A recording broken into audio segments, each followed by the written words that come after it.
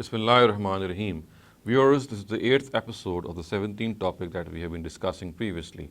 As you know, in the previous couple of episodes, I have been analyzing the chains of narration of the Seven Ahruf narrative. We have already discussed the chains of narration of the Umar Hisham narrative, and then later on in the second place we have discussed a narrative from Usman ibn Affan radiallahu anhu. Today we will continue this quest, and the narrator that we shall discuss is Ubayy ibn Ka'b radiallahu anhu. So as you can see from the screen, the narrator is being displayed before you. As far as Ubayy is concerned, we have 7 of his students who report this narrative from him. Among them are Sulaiman ibn Surad, Abdurrahman ibn Abi Layla, Abdullah ibn Abbas, Anas ibn Malik, Ubadah ibn Samit, Zir ibn Hubaysh, and Abu al-Hakam. So these are the 7 people who report this narrative from Ubayy, and we shall discuss the chains of narration of each of them separately. I will not be reading out all the contents as far as the narratives and their Arabic text and their translation is concerned, because most of them have already been read out in the analysis that had taken place in the earlier talks. But what I'll do is I'll summarize perhaps the narrative in case it is needed, and if it is a new narrative which has not been discussed before, then only then I shall read out the text and translation. Now, as I said, that we shall take up the narratives of Ubayy ibn Ka'b. So as far as Ubayy ibn Ka'b is concerned, the first student who narrates this narrative that we'll discuss from him is Sulaiman ibn Surad. And from Sulaiman ibn Surad, we have 3 separate variants as well. So I'm going to discuss each of these 3 variants separately because they are of a separate category. The first of them is Abu Ishaq Hamdani, the second is Yahya ibn Ya'mar, and the third is Suqair al-Abadi. So all these 3 shall be discussed separately. Now, first I'll come to Abu Ishaq al-Hamdani's variant. So Abu Ishaq is narrating from Sulaiman ibn Surad, and who narrates from Ubayy ibn Ka'b. So this is these are the 3 steps in which this narration shall be discussed. Now, this narration primarily is the famous Ubayy ibn Ka'b narration, in which he was very dumbfounded. He was wonderstruck when he heard that the Prophet had ratified people who he had brought before him reading the Quran differently, and this had really caused a tremendous alarm in his heart. And he said that the extent of doubt that crept in his mind was huge. We have discussed this narrative earlier on, and we know that later on, after some more details which the Prophet provided, he ultimately ended up by saying that the Quran has been revealed on 7 Ahruf. Viewers, the chain of narration of this narrative now is being displayed before you. You can see that its chain of narration, in the first 3 steps, we find Ubayy ibn Ka'b, and from him Sulaiman ibn Surad, and then Abu Ishaq as-Sabi'i is the person who narrates this narrative. As far as Abu Ishaq as-Sabi'i is concerned, you can see he's the person who narrates from Sulaiman ibn Surad, and here lies the problem in this isnad.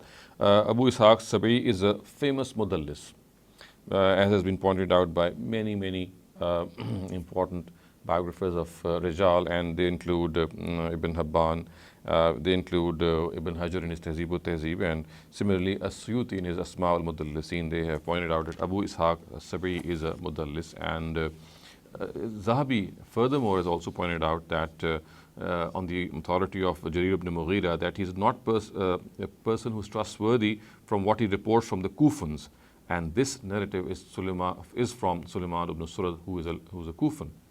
So Abu Ishaq as-Sabi'i, who is also Abu Ishaq al-Hamdani, he is the person who is suspect in this chain of narration. As you can see, he is the focal point of this chain of narration. It is from him that the branches of this variant, they further branch out, but he is the person who is not reliable, and his tadlis is something which is under question, and all his variants which emanate from him, all these variants, they contain his anana, and therefore we cannot rely upon them. Viewers, now in the second step, in the second variant of this regard, in this matter, we are discussing the variants of Sulaiman ibn Surad. We have already discussed Abu Ishaq's variant from him. Now we are coming to the next student of his, and that is Yahya ibn Ya'mar. And this Yahya ibn Ya'mar narrative, viewers, also is a famous one, in which we have already found out that Ubayy and Ibn Masud had a difference in reading the Quran.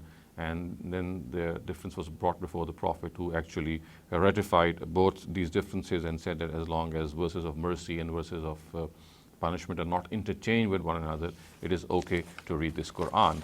And this narrative, viewers, you have also been read in previously in our talk. So as you can see, its chain of narration is being displayed before you. And the primary issue in this chain of narration is that Qatada ibn Di'ama is a mudallis, and all the variants except one recorded by Al-Bayhaqi, there is his anana, and that exception is in the Sunan al-Sughra. This exception can be now attributed to the handiwork of a lower narrator, given the fact that Ahmed ibn Hanbal says that Qatada has not heard from Yahya ibn Ya'mur. So the issue is that Yahya ibn Ya'mur Qatada is a person who has not heard from Yahya ibn Ya'mur. So if there is a one exception, as you can see in the Sunan al-Sughra of Al-Bayhaqi, which does not contain the anana, so this can, as I said, be attributed to the fact that this is some handiwork of a lower narrator, because we can clearly see that a person as reliable as Ahmad ibn Hanbal says that Qatada has not heard from Yahya ibn Ya'mur, and this has been specified by Al-Fasafi in his Ma'rifat wa Ta'rikh. So furthermore, viewers, you can also see that another narrator who is suspect is Hammam ibn Yahya. Now, he has been indicated by that red arrow before you, and Hammam ibn Yahya is the person who narrates from Qatada ibn Di'ama. So Qatada narrates from Yahya ibn Ya'mur, and from Qatada you can see the person who narrates is Hammam ibn Yahya. So Al-Mizzi in his Tahzib al-Kamal says that on the authority of Abdullah ibn Ammar, that Yahya ibn Sa'id al-Qattan would not narrate from Hammam ibn Yahya. Amr ibn Ali says that Yahya would not narrate from him.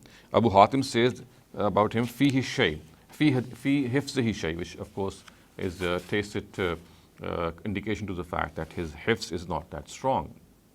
Ibn Hajar records about Hammam ibn Yahya that in the opinion of Yazid ibn Zuray, he had a bad memory. According to Abu Bakr al-Bardiji, he is sadukun yuktabu hadisu wala yuhtajju bihi. And in the opinion of As-Saji, he is sadukun sayyul hifz. So viewers, this is as far as the narrations of Yahya ibn Ya'mur are concerned, and they are the ones in which he basically reports from Sulaiman ibn Sard. And he is the second student that we have discussed so far from Sulaiman ibn Sard. And the third student, viewers, that we're going to discuss is Suqair al-Abdi. And Suqair al-Abdi is a person who narrates from Sulaiman ibn Sard, and his narrative has also been discussed previously. But basically, this is a narrative in which Ubayy ibn Ka'b actually heard someone reading the Quran differently from what he had himself read in a particular instance. And when both of them came in the presence of the Prophet ratified that both of them have read it correctly, and ultimately ended up by saying that the Quran has been revealed on 7 Ahruf. And again, this is the narrative in which Ubayy was also very, very alarmed at this ratification of the Prophet. So in this particular narrative, viewers, as you can see that its chain of narration is being displayed before you on the screen. You can see that Ubayy ibn Ka'b is the main person. From him it is Sulaiman ibn Surad, and then Suqair al-Abdi is the person. And below Suqair al-Abdi you find Abu Ishaq as-Sabi, and then from him you find Israel ibn Yunus. Now, the point of discussion, or the point of importance that we need to realize here, is that this narrative is weak because of Suqair al-Abdi, who is actually Majhul al-Ain, because only Abu Ishaq as-Sabi narrates from him. Now we know Majhul al-Ain are those people from whom there is only one narrator reporting, and this is the case. So we says that here we can see that Abu Ishaq is the only person. This has been specified by our Rijal authorities, that there is a single person who narrates from him, and he is only Abu Ishaq. Shu'aib al-Arnaut regards this isnad to be weak in suspect because of this very reason, and this he has pointed out in his monumental work on the Musnad of Ahmed ibn Hanbal. Also, viewers, another point of note here is that Abu Ishaq as-Sabi is a mudallis, and all the variants contain his anana. We have already discussed this previously when we were discussing his narrations from Sulaiman ibn Sard, that it contains his anana. and since it contains his anana, so therefore all these variants become suspect because of this issue. Viewers, also worthy of mention is the fact that Israel ibn Yunus, who is a person who narrates from Abu Ishaq. Now, though many authorities regard Israel ibn Yunus to be reliable, yet Ali ibn Madini says that he is zaif. And as per one opinion attributed to Yaqub ibn Shayba, he is laysa bil qawi fil hadith wala bis as-saqit. So although he is laysa bil qawi, he's not that strong, and this expression often comes when a person's memory is not that strong. However, he's not as bad as the fact that people should abandon him. That is the opinion of Yaqub ibn Shayba. So this, viewers, in a nutshell, is a summary of the narrations of Sulaiman ibn Surad from Ubayy ibn Ka'b. And we have seen that the three people who narrate from him, Abu Ishaq al-Hamadani, Yahya ibn Yamar, and Suqair al-Abadi, these are the three students of Sulaiman ibn Surad who have these three separate variants from him, and each of them has his flaws. So now we come to the second of Ubayy's students, and he is Abdurrahman ibn Abi Layla. And before we discuss the students who narrate from Abdurrahman ibn Abi Layla, there is a strong evidence, viewers, that the narrations of Abdurrahman ibn Abi Layla himself from Ubayy are munqata. And the reason here is that it is known that Ibn Abi Layla, Abdurrahman ibn Abi Layla, was born when 6 years of Umar's caliphate remained, which has been pointed out by Al-Alai in his Jami' al-Tahsil. And this comes out to be 17 Hijrah, in other words. And according to Ibn Abdul Barr, the majority of scholars believe that Ubayy died in the times of the Caliph Umar, either in 19 or 22 Hijrah. So we can see that Abdurrahman ibn Abi Layla was born in 17 Hijrah, and we can also see that Ubayy ibn Ka'b died in 19 or 22 Hijrah. So if this is correct, then Abdurrahman ibn Abi Layla would just be a couple of years old, 3 years old, a small infant at the time of Ubayy's death. Now, there is some more detail to this as well. There are some scholars who regard Ubayy's death to be as far as 32 Hijrah. So this would mean that if Ibn Abi Layla was born in 17 and Ubayy died in 32, then he was in an age in which he could have heard from Ubayy ibn Ka'b. But then there's a question mark on this as well, because the age of death of Ubayy ibn Ka'b to be recorded in 32 Hijrah has problems, which I'm just going to narrate before you. Now, Waqidi says that there are Waqidi himself is the person who says that he actually thinks that Ubayy died in 32 Hijrah. However, he admits that he has heard from Ubayy's family himself that the latter died in 22 Hijrah. So although Waqidi has this opinion that he died in 32 Hijrah, but he also admits that members of the family of Ubayy ibn Ka'b held otherwise, and they contrarily said that he actually died in 22 Hijrah. Now, Az-Zahabi has challenged the narrative on the basis of which actually Waqidi has formed this opinion. Now, Waqidi's opinion is based on a narrative which is found in various books. One of them is Siru Alam in Nubala, and the narrative says that when it is by Ibn Sirin, and it says that Usman gathered 12 people from the Quraysh and the Ansar for the collection of the Quran, and among them was Ubayy ibn Ka'b and Zayd ibn Sabit. So if Usman gathered people, then of course it would mean then that this could not have been taken place in the times of Umar. So as I said, that actually it is Zahabi who is criticizing this opinion of Waqidi, because according to Waqidi, it was Usman who had gathered 12 people, and among these 12 people, one of them was Ubayy ibn Ka'b.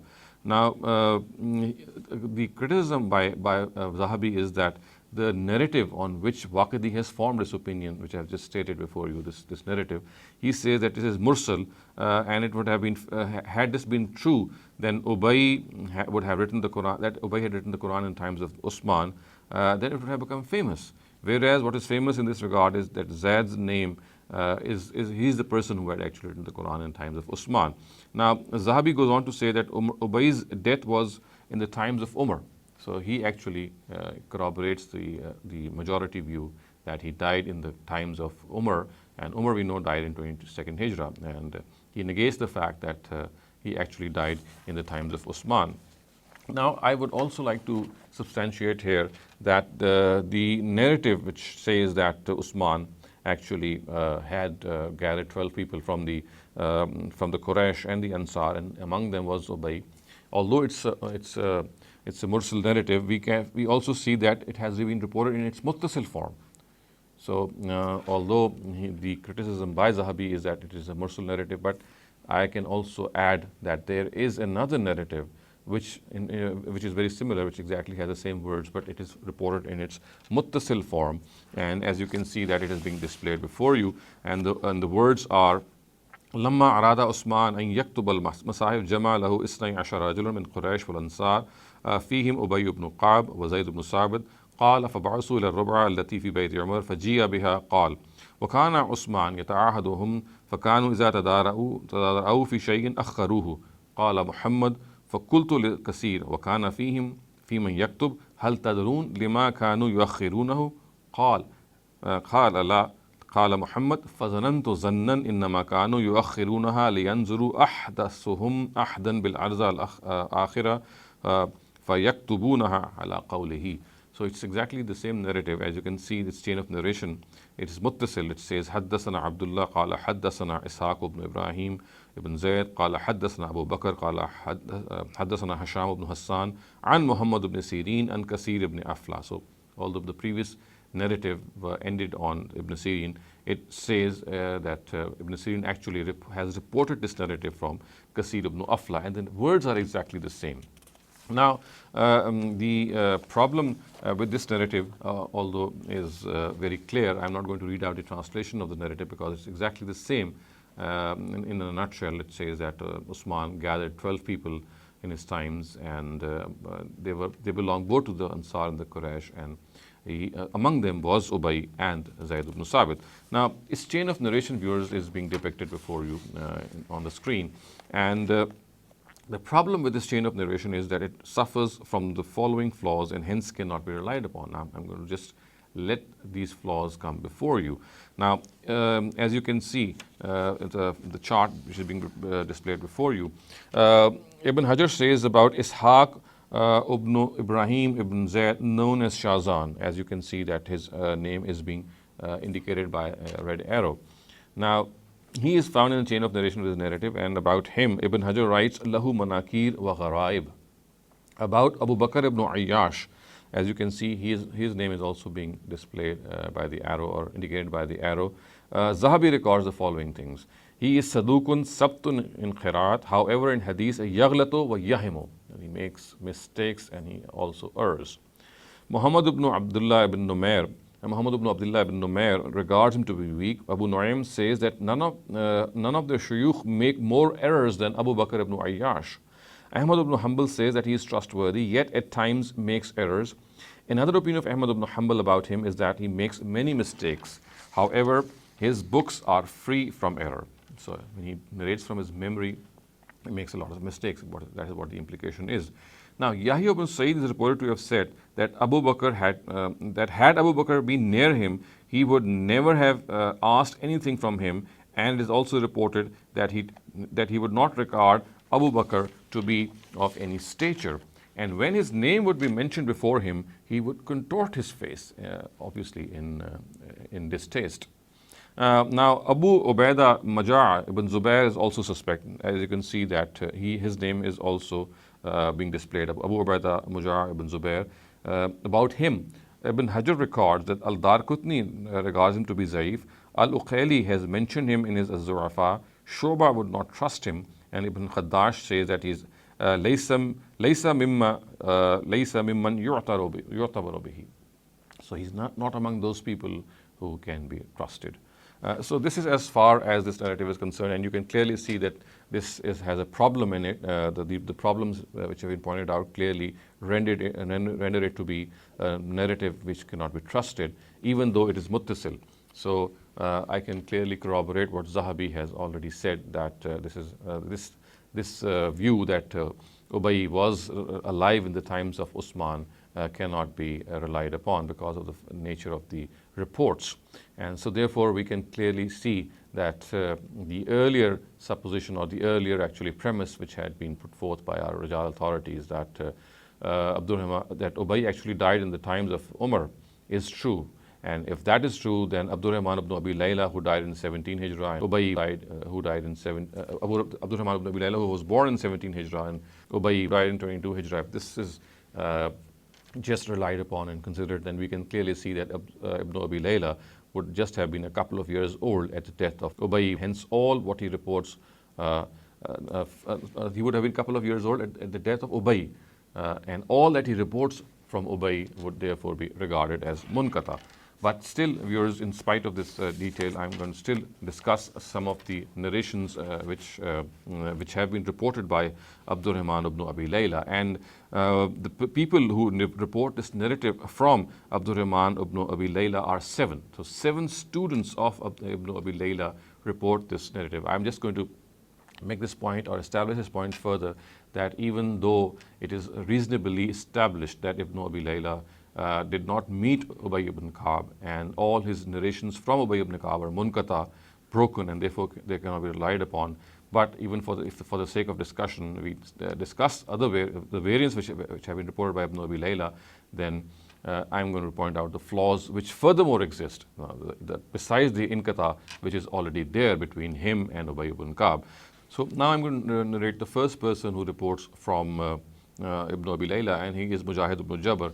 I'm not going to read out the narrative before you, and this is a narrative in which has been reported by Ubayy ibn Ka'b, and he actually says that the Prophet was once near the puddle of the Banu Ghifar when Gabriel came to him and said that God has directed you to recite the Quran to your own people on one harf.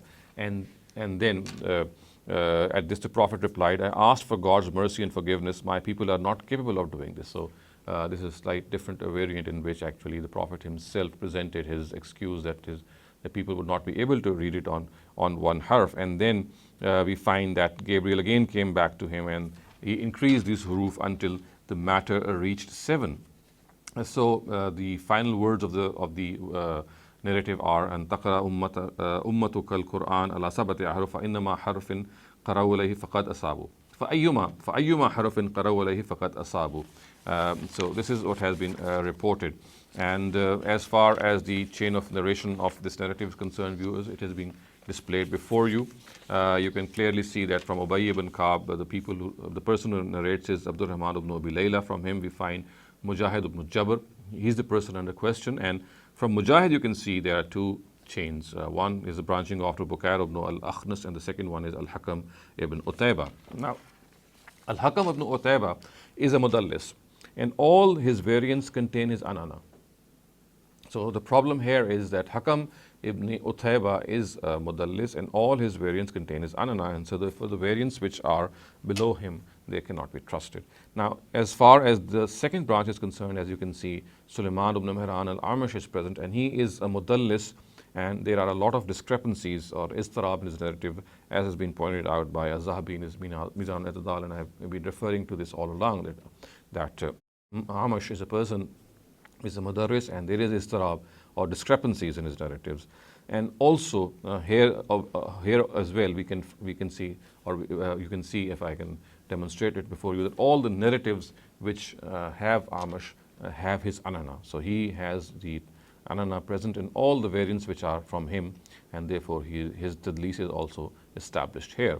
So this is as far as the first student of Abdurrahman ibn Abi Layla is concerned, and he is Mujahid ibn Jabr. Now, viewers, I come to the second student of Abdurrahman ibn Abi Layla, and he is Abdullah ibn Isa.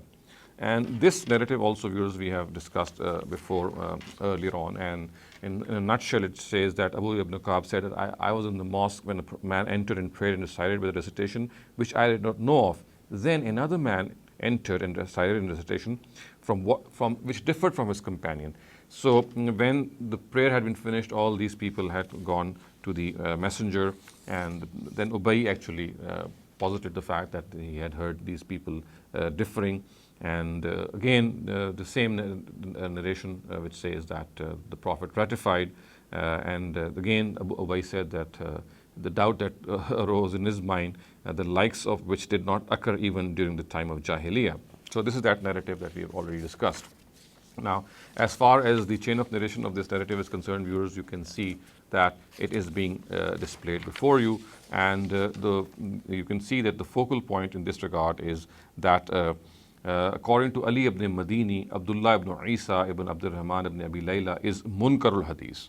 So the person who is in question, and the person who actually narrates from Abdurrahman ibn Abi Layla, he is Abdullah ibn Isa ibn Abdurrahman ibn Abi Layla. He is Munkarul Hadith, and this has been regarded to be so by Ibn Hajar in his Tehzib al-Tehzib. And Darqutni furthermore says that he is Matrukul Hadith. And we know that a person is Matrukul Hadith, and he is a person who is guilty of lying. So therefore, viewers, we can clearly see that in the presence of Abdullah ibn Isa, this narrative cannot be taken because of the fact that he is a person who is extremely suspect. He is being regarded variously as Munkarul Hadith and as well as Matrukul Hadith. The third person now that we're going to take up is Isa ibn Abdurrahman ibn Abi Layla, and he reports from Abdurrahman ibn Abi Layla. And as far as this narration is concerned, it says, I'm just going to briefly read out that Abdurrahman ibn Abi Layla reports from Ubayy that one day I entered the mosque to pray. In the prayer I began with reading Surah Nahl and read it.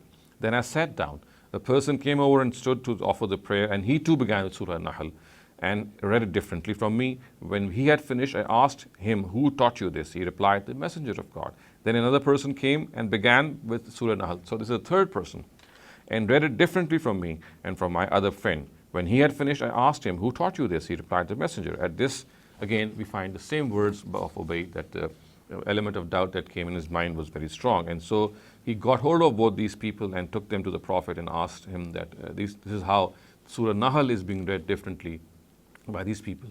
And he himself also has a different opinion in this regard. And again, we have that narrative in which there's a sequence, and then finally the Prophet says that the Quran has been revealed on 7 Ahruf. Now, this I've just summarized this narrative because this narrative has been read earlier on variously as well. Now, as you can see that its chain of narration is being displayed before you. You see, it is Ubayy ibn Ka'b who's the person at the top, and then we have Abdurrahman ibn Abi Layla, and then we have Isa ibn Abdurrahman ibn Abi Layla. Now, I have been totally at loss to find any jar or ta'dil on Ibrahim ibn Muhammad ibn Abdullah. As you can see that his name is being displayed, or he's been indicated by the arrow just before you. So I have not been able to find any jara on him. He's famously called as Abu Ishaq ibn Khurshayad. And similarly, I have also not been able to find any jar or ta'dil on Muhammad ibn Ahmed ibn Ali. And you can see that his name also is being displayed before you. Now, Ibn Hibban has recorded that Muhammad ibn Abdurrahman ibn Abi Layla in his Al-Majruhin, he has recorded his name in his Al-Majruhin. So which would obviously mean that Muhammad ibn Abdurrahman ibn Abi Layla, who you can see yours also is being indicated on the screen before you. He is the person who reports from Isa ibn Abdurrahman ibn Abi Layla.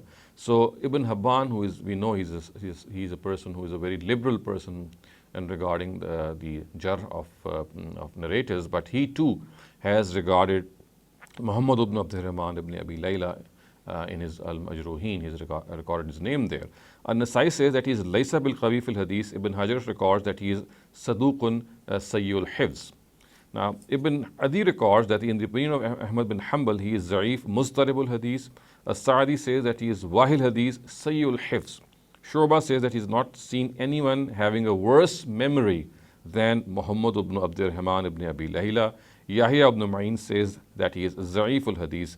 Ibn al-Jawzi says that in the opinion of Abu Hatim, he is La yuhtajju bihi. Ibn Hibban says that he makes blatant mistakes, has a bad memory, and as a result there are many manakir in his narratives, and he deserves to be forsaken, he deserves to be abandoned. Al-Darqutni says that he is Radiul Hifz, Kasirul Waham. So you can see the extent of jar which has been recorded on the personality of Muhammad ibn Abdurrahman ibn Abi Layla, which makes him absolutely untrustworthy. Now, the fourth person viewers we are going to discuss who reports from Abdurrahman ibn Abi Layla, he is Al-Hakam ibn Utayba, and he has as far as the narrative is concerned, is exactly the previous one. It is just a tahweel from him, so therefore we have to discuss him separately. And you can see that his name is now, the chart which figures him is being displayed before you. And as you can see that it is basically Muhammad ibn Abdurrahman ibn Abi Layla, and Al-Hakam ibn Utayba is the person who is narrating. And he is the person who is narrating, and therefore we can see that in this chain of narration also the problem is that it is Muhammad ibn Abdurrahman ibn Abi Layla who is also present. So although Al-Hakam ibn Utayba is there, he is the person who narrates from Abdurrahman ibn Abi Layla, but you can clearly see that below him is Muhammad ibn Abdurrahman ibn Abi Layla. And Muhammad ibn Abdurrahman Abi Layla, I have just discussed the tremendous jar that has which I have just in my previous variant. So therefore, this variant cannot be relied upon.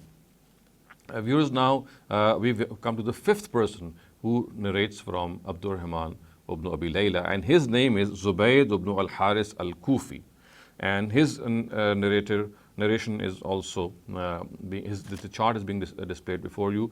Very briefly put, his narration is that Zubayd reports from Abdurrahman ibn Abi Layla, who reports from Ubayy ibn Ka'b, that Gabriel came to the Prophet while he was in the puddle, at the puddle of Bani Ghifar.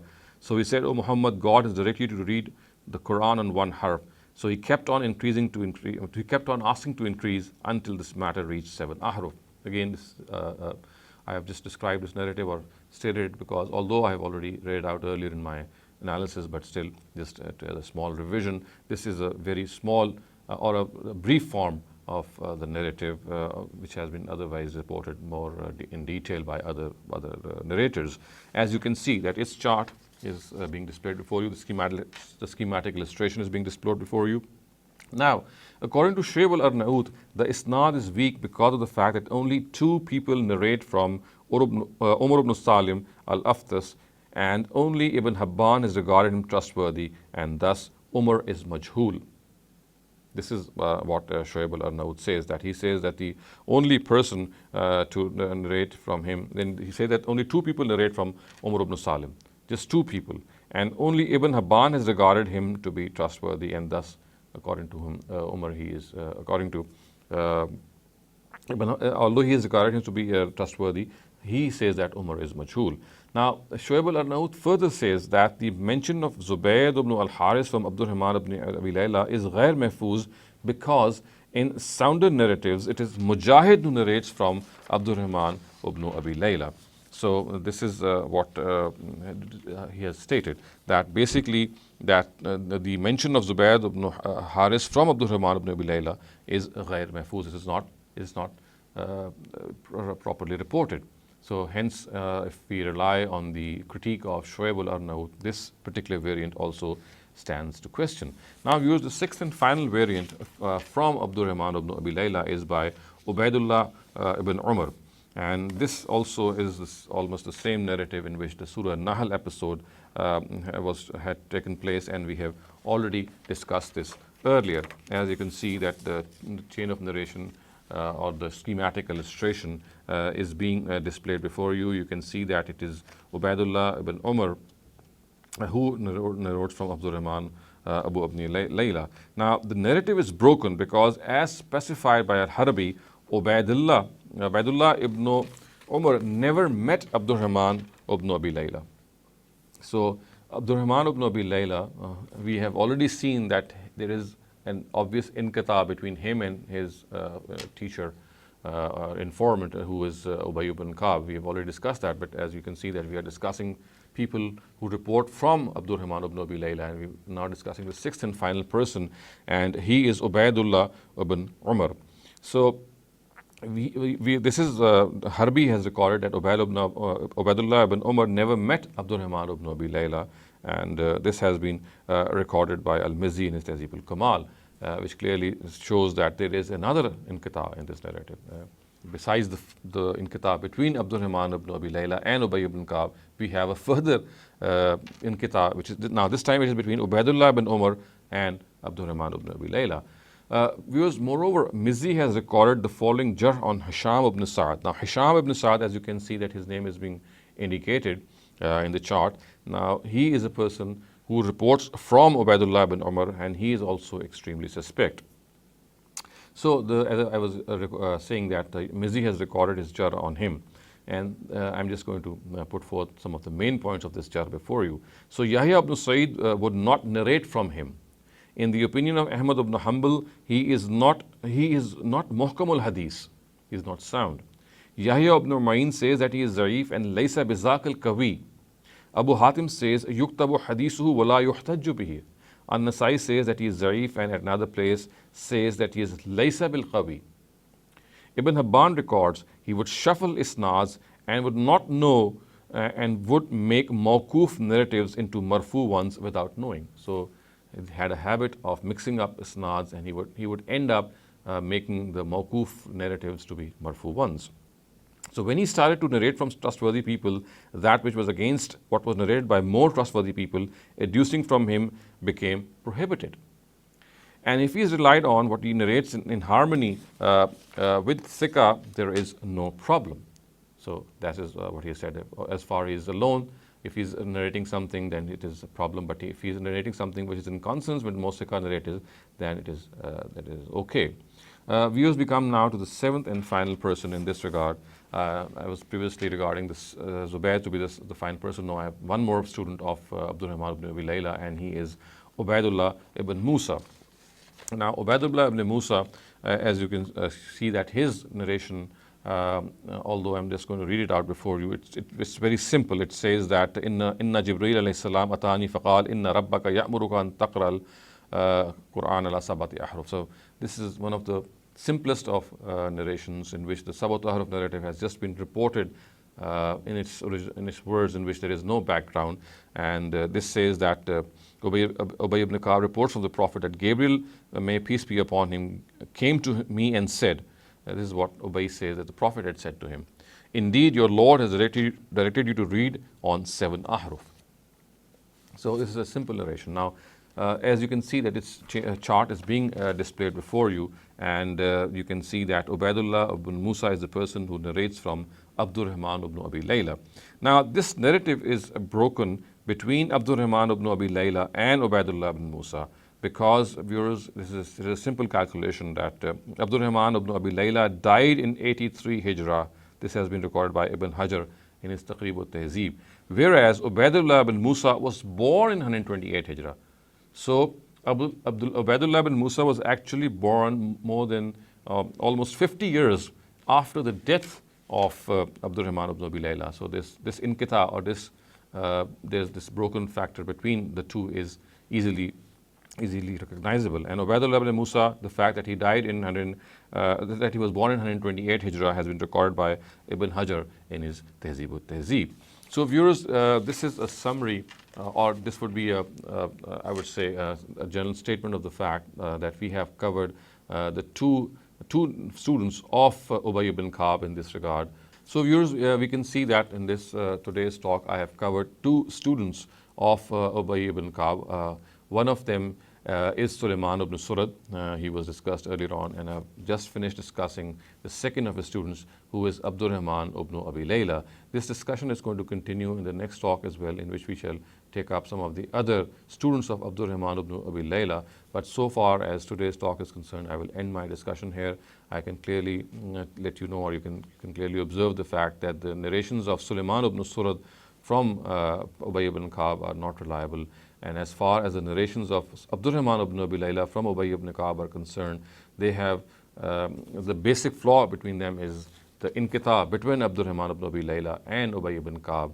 But nonetheless, I have examined 7 students of Abdurrahman ibn Abi Layla who have reported this narrative from him, and we have also seen that they are, besides this inqita, which is present in all the variants, we have several other flaws in each of the variants, or each of the students of Abdurrahman ibn Abi Layla, and hence the narratives that we have discussed so far, they cannot be relied upon. Inshallah, in the next talk, I shall take up some of the remaining students of Ubayy ibn Ka'b before we move on to the next narrator in this regard.